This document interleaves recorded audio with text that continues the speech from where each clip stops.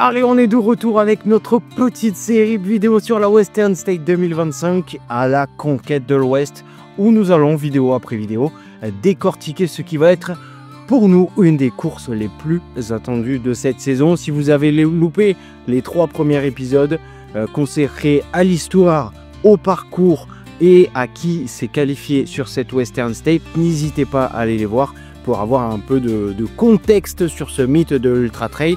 On se retrouve tous les mercredis jusqu'au départ le 28 juin, donc c'est l'avant-dernier épisode aujourd'hui. Et aujourd'hui, nous allons découvrir les outsiders de cette course. Qui va pouvoir créer la surprise? C'est ce qu'on va essayer de décrypter aujourd'hui avant d'aller voir qui seront les très grands favoris la semaine prochaine. Chaque épisode est dispo en podcast pour que vous puissiez en profiter de partout. On part sans plus attendre à la conquête de l'Ouest. Épisode 4, c'est parti. 100 miles, the race begins. Through dust and heat, who for the win? Jim Walmsley, Killian Jornet, David Roche in the fight. Western States under morning lights. The record is about to fall. Let's go for the race of the year. À la conquête de l'Ouest, c'est maintenant. Allez, alors vous le savez, avec les non-départs d'un Jim ou d'un Hayden Hawks, ou encore le non-retour de Katy Scheid ou Courtney de Walter chez les dames, la course est ultra ouverte, mais n'en est que plus passionnante.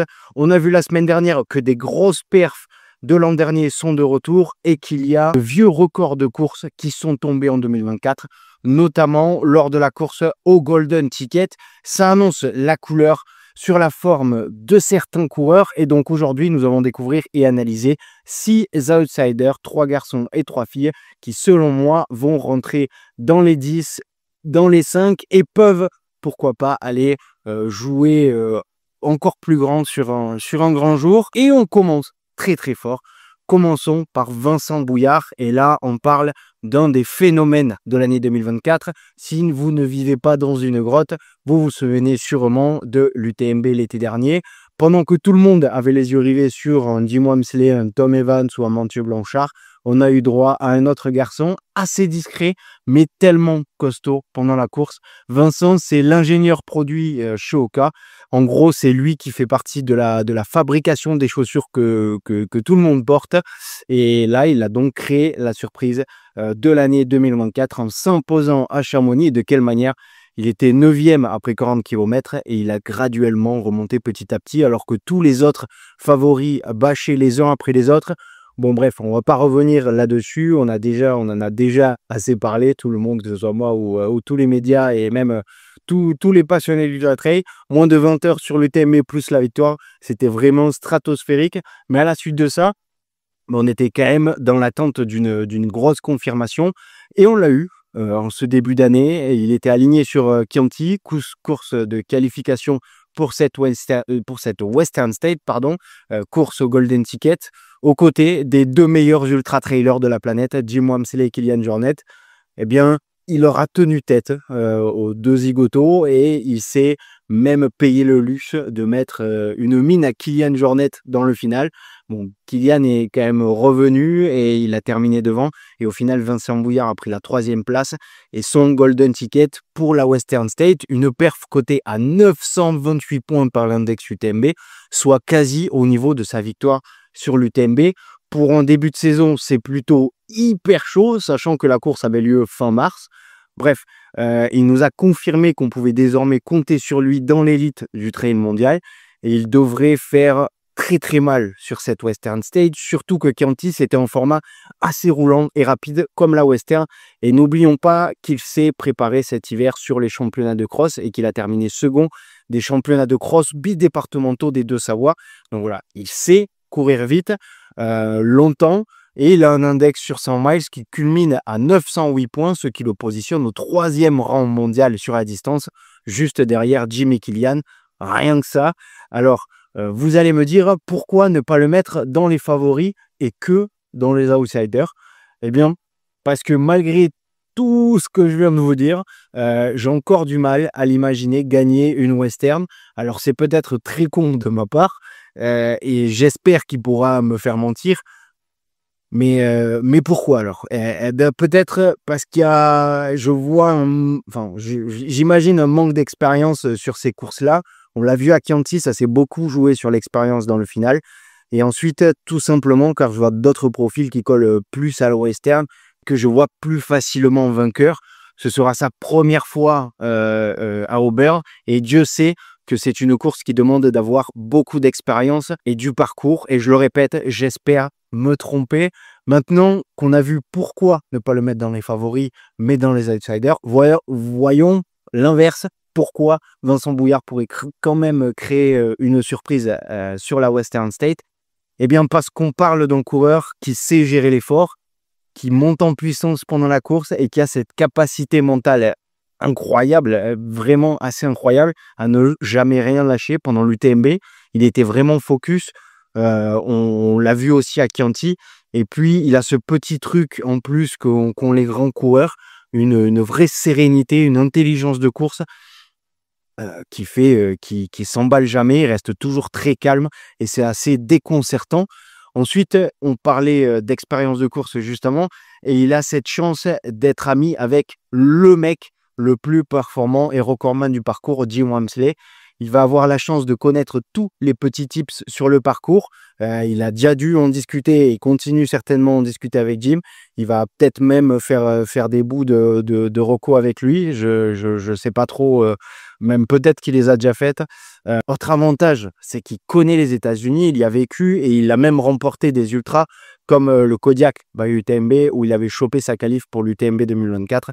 Il saura donc gérer la chaleur et déjouer tous les pièges qui seront tendus pour ce parcours. Donc bon, vous l'aurez compris, on n'a pas commencé facilement. C'est très très difficile d'analyser ce que peut réaliser un Vincent Bouillard car on a très peu de recul et sur son potentiel et ce qu'il a dans les jambes. Il pourrait facilement terminer dans les 10, ça c'est sûr.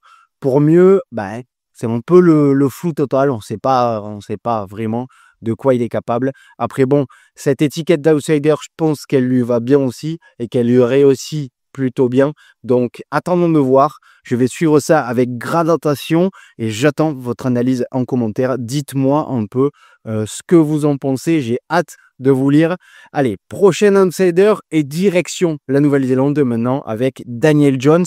Alors lui, c'est le parfait exemple du coureur qui a progressé et qui continue de progresser constamment. Ils nous ont encore fait un sacré numéro en début d'année et il a terminé 5e de la Western State en 2023 et 4e en 2024. Et ça, forcément, c'est un résultat et des résultats qui ne trompent pas. 4e de la Western State, la plus rapide de l'histoire. Il avait lâché l'année dernière le 7e chrono de tous les temps sur le parcours. Et généralement, quand on y performe dès la première année, on sait qu'on a les clés pour aller vraiment encore plus loin. Et c'est exactement ce qu'il a fait et qu'il peut certainement refaire. D'autant plus, comme je vous ai dit, il a encore progressé puisque Monsieur Jones a une nouvelle fois gagné le Tarawera Ultramarathon UTMB chez lui en Nouvelle-Zélande en début d'année avec un record de course en 7h27 pour boucler les 103 km. Une fusée. Et on est sûr et certain que le gars est en grande forme car il vient de remporter le 50K de l'Australia UTMB où il a coté à 910 points. Donc voilà, alors désormais il a un index UTMB général à 919 points. Ça le positionne dans le top 15 mondial, toutes distances confondues.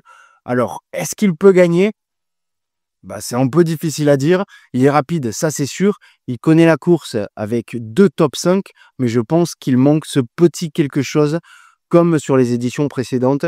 Il lui a manqué un petit truc en plus pour aller chercher la gagne. Il aura certes les capacités d'aller accrocher un podium, mais pour mieux, je pense pas. Il y aura certainement meilleur. Puis c'est quelqu'un qui est un peu moins fort sur 100 miles. D'ailleurs, il ne court pas beaucoup. Il est beaucoup plus fort sur des formats de type 100 km, voire un poil en dessous. C'est là où il a son meilleur index UTMB d'ailleurs. Mais bon, pour cette Western State 2025, Daniel arrive avec une confiance énorme, une connaissance du parcours parfaitement maîtrisée et surtout une grande forme qui laisse présager de très belles choses forcément. Et là aussi, on va suivre ça Avec attention, allez, passons au troisième outsider chez les garçons, Seth Rulling. Voilà un nom qu'il va falloir vraiment retenir pour la fin du mois, mais aussi pour les prochaines années. Il a 29 ans et après quelques années avec de très gros résultats et d'autres un peu plus moyens, il a frappé très très fort en ce début d'année 2025. Il vient tout juste de remporter le Black Canyon 100K avec le record de la course anciennement détenu par Hayden Hawks. Et ça, déjà, c'est un signal très très fort. Black Canyon, c'est une course dans le désert, donc au niveau de la gestion de course et de la gestion de la chaleur, Seth sera parfaitement prêt, et d'autant qu'il avait terminé plutôt frais après ce gros chrono. C'était assez déconcertant d'ailleurs. Il a vraiment gazé sur ce parcours. Il est arrivé, il avait l'air assez frais. Il a lâché la plus grosse perf et la meilleure perf de sa carrière il y a quelques mois, et en prépa, il vient de remporter le 50K de Canyon Endurance Run by UTMB. Donc il est prêt, ça c'est une certitude. Alors le petit bémol, c'est que cette Western State va être son premier 100 miles. Mais cependant, Seth, c'est typiquement le profil de coureur américain qui connaît parfaitement les codes des ultra-trails aux US, comme nous on les imagine, hein, savoir courir vite, longtemps et sous une forte chaleur. Et ça, il sait faire. Et quand on voit qu'il surperforme sur 100K en ce début d'année, on se dit qu'il a toutes les armes pour briller sur 100 miles et donc sur cette Western State. Et puis il habite à Boulder et fait partie et s'entraîne avec les Boulder Boys, un groupe d'ultra-trailers américains dont font aussi partie Drew Holman qui a terminé 5e de la Western en 2022, Matt Daniels qui a aussi fait top 5 là-bas. Il aura donc certainement pu récupérer pas mal d'infos de la part de ses copains d'entraînement, aussi faire des recos du parcours avec eux. Et puis, ce qui est intéressant avec Seth, c'est qu'il arrive il arrive un peu dans l'ombre des gros noms. Il a vraiment cette étiquette d'outsider. Alors certes, il a remporté un golden ticket en allant remporter une course qualificative avec un gros record, mais c'est exactement ce profil d'outsider qui peut créer la surprise. Donc voilà, pour les garçons, quand je vous dis que ça va être dingue, car là, je ne vous ai présenté que 3 des outsiders, et les types, c'est des potentiels vainqueurs tellement ils ont sorti des paires stratosphériques. Bon allez, passons aux dames, et là aussi, il y a pas mal de choses à dire. Alors côté féminin, comme on l'a vu, c'est un peu moins clinquant au niveau des noms, mais on aura quand même une belle course en perspective, et on peut commencer directement avec une grande championne que vous connaissez certainement, Marianne Hogan. Marianne, elle connaît la Western pour y avoir terminé 3e en 2022. Et puis, c'est une coureuse qui est ultra rapide, qui vient du triathlon et elle a une caisse qui est vraiment monstrueuse. Elle a sorti une méga perf en terminant 3e de l'UTMB en 2024. Et derrière ça, elle s'est blessée à l'ischio. Elle a pris le temps pour récupérer. Elle aurait dû prendre le départ de Tarawera pour le Golden Ticket avant de changer ses plans et d'aller sur Canyon Endurance Run pour être sûr d'être en pleine forme. Et ça a été chose faite puisqu'elle a terminé seconde juste derrière Emilio Good après une belle bagarre. Mais l'essentiel, c'est qu'elle ait pu récupérer sa place pour cette Western. Actuellement, elle a un index général à 777 points, ce qui la classe parmi les meilleurs athlètes au monde sur les sentiers. Et puis, ce qui est fort chez Marianne, c'est qu'elle a un mental à toute épreuve, elle abandonne jamais et ne lâche jamais. Et sur la Western, où jamais rien lâcher, c'est primordial, c'est un atout vraiment énorme. Ensuite, passons à Caitlin Fielder, la compatriote de Daniel Jones.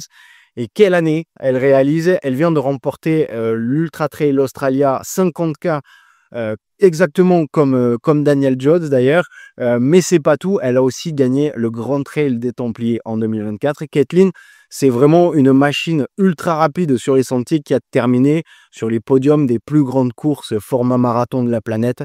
3e de l'OCC, seconde du marathon du Mont Blanc, seconde à Zegama. Bref, elle a performé sur le court, partout, et maintenant elle se met un peu plus au long en vue de venir vraiment performer sur Ultra. Et pour son premier Ultra, elle est allée remporter les Templiers en octobre dernier. Puis elle est allée chercher son Golden Ticket pour la Western State chez elle sur le Tarawera. Elle y a terminé seconde et 10e au scratch, à seulement 6 petites minutes derrière Roadcroft, qui a exactement le même profil, qui vient du court et qui s'est mis sur le long. Et surtout Roadcroft qui a remporté la Western en 2022. On a donc une sérieuse candidate à faire une grosse perf sur la Western. Donc pourquoi pas même un podium. Après, pour mieux, il lui manquera peut-être un peu d'expérience sur le long. Ça fait vraiment pas longtemps qu'elle s'y est mise et surtout qu'elle y performe. Et surtout sur 100 miles. Mais bon, sait-on jamais, son profil est parfait pour la Western State. Elle a cette capacité à gérer la chaleur, ce qui est très important là-bas. On en parle depuis tout à l'heure pour tous les coureurs. Et puis, elle a la vitesse. Reste à voir si elle peut les tenir sur 160 km et dans un plateau féminin qui est très, très ouvert. Caitlin peut vraiment jouer les troubles faites. Et on termine par le phénomène Tara Doer. Alors là, on peut directement parler d'une des performances de l'année 2024. Vous en avez peut-être entendu parler, mais Tara a pulvérisé le record all-time de l'Appalachian Trail en septembre en couvrant 3536 km en 40 jours, 18 heures et 5 minutes. Elle a le record de tous les temps confondus, masculin et féminin. Elle a fait mieux que Karel Sab d'environ 13 heures en 2018. Une perf XXL. Elle a donc couru en moyenne plus de 85 km par jour pendant 40 jours avec un dénivelé équivalent à gravir l'Everest 16 fois. C'est surhumain. On peut imaginer la capacité mentale qu'elle a et qu'elle doit posséder, l'endurance hors norme aussi qu'elle a. On se dit que sur une Western State, même si c'est différent, c'est clairement dans ses cordes d'aller chercher une très grosse perte, car même sur des courses plus classiques, disons, eh ben, elle fait pas semblant. Elle a terminé 4e de l'Hard Rock l'an dernier. Cet Hard Rock, il lui avait servi de prépa avant son record sur l'Appalachian Trail. Et elle nous a pondu un début de saison très très costaud avec une seconde place sur Black Canyon en février à 9 petites minutes de Riley Brady qui bat le record féminin de la course. Et plus récemment, elle a remporté le 80 bornes de Lake Sonoma en terminant 6e au scratch. Elle sait donc aussi courir très très vite en plus de sa grosse caisse. En clair, Tara Doer, c'est le profil de la coureuse qui peut tout faire. Elle a prouvé qu'elle avait cette capacité unique à tenir des rythmes soutenus sur des distances folles. Sur 100 miles, avec cette base d'endurance phénoménale, elle peut vraiment surprendre. C'est le genre d'athlète qui peut finir à toutes les places dans le top 5. Impossible pour moi vraiment de savoir exactement de quoi elle est capable sur une Western State. Quand je vous dis que ça vaut le coup de suivre cette Western, il y a trop de coureurs intéressants vraiment à suivre. Voilà, le plateau des gros noms est planté avec nos 6 outsiders, 6 coureurs qui ont tous le profil de venir chatouiller le top 10 et pourquoi pas créer la surprise de cette édition 2025. La semaine prochaine, on rentre dans le dur avec notre analyse de 8 favoris, mais déjà, rien qu'en regardant cette première liste, on sent que ça va être vraiment épique et du grand spectacle le 28 juin à Auburn. En attendant, n'hésitez pas à me donner vos impressions sur ce 4e épisode d'À la conquête de l'Ouest en commentaire. Ajoutez vos propres infos et me dire ce que vous pensez de chaque outsider ou de celui qui vous parle le plus. Et bien sûr, pensez à vous abonner pour ne pas manquer le dernier épisode de la Western State où nous parlerons des grands favoris. Allez, on se dit à très vite pour de nouvelles aventures. C'était Arnaud pour Endurance Show. Ciao.